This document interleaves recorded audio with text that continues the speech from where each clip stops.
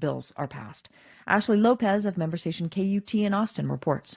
Cliff Albright is a co-founder of the organization Black Voters Matter. He's been asking corporations to use their money and marketing power to speak out against legislation that makes it harder for people to vote. Albright's group started this project in Georgia, which eventually led some Georgia companies such as Delta and others to come out, albeit late, to eventually come out and issue strong statements. What he means by late is that these corporate statements came after Republican lawmakers in Georgia had already passed an overhaul that included some voting restrictions. But Albright says this time they're trying to get ahead of measures in Texas. Already, one major bill has passed in the Texas Senate. The House is still considering its own proposals.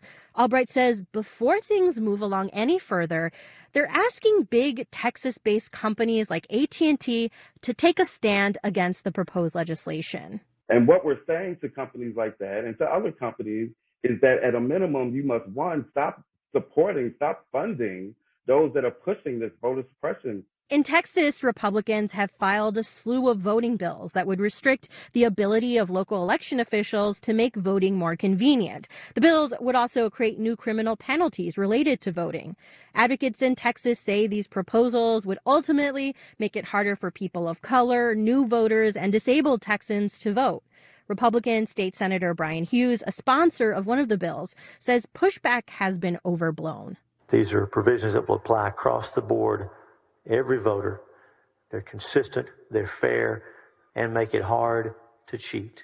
But Democrats and voting rights advocates say bills like those in Texas and Georgia amount to a concerted attack on democracy. LaTosha Brown, who also co-founded Black Voters Matter, said all members of American society should defend democracy, and that includes businesses. Fundamentally, when we're talking about community, we're talking about businesses, we're talking about organizations, we're talking about individuals. If we are to have a robust and effective democracy, that is going to take every aspect of our society to support that. But Republicans across the country and in Texas say corporations should stay out of this fight.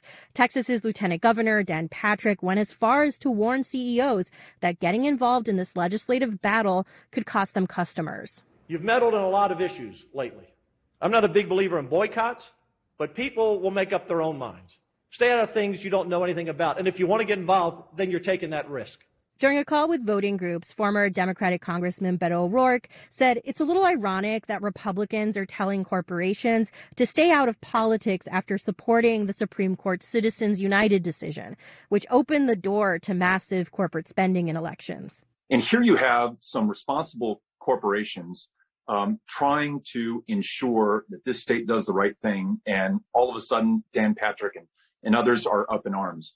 Voting rights groups say they're asking a bunch of major Texas companies, including AT&T, Southwest Airlines, Frito-Lay, Valero, and Whole Foods, to publicly oppose the Republican voting bills in the state. For NPR News, I'm Ashley Lopez.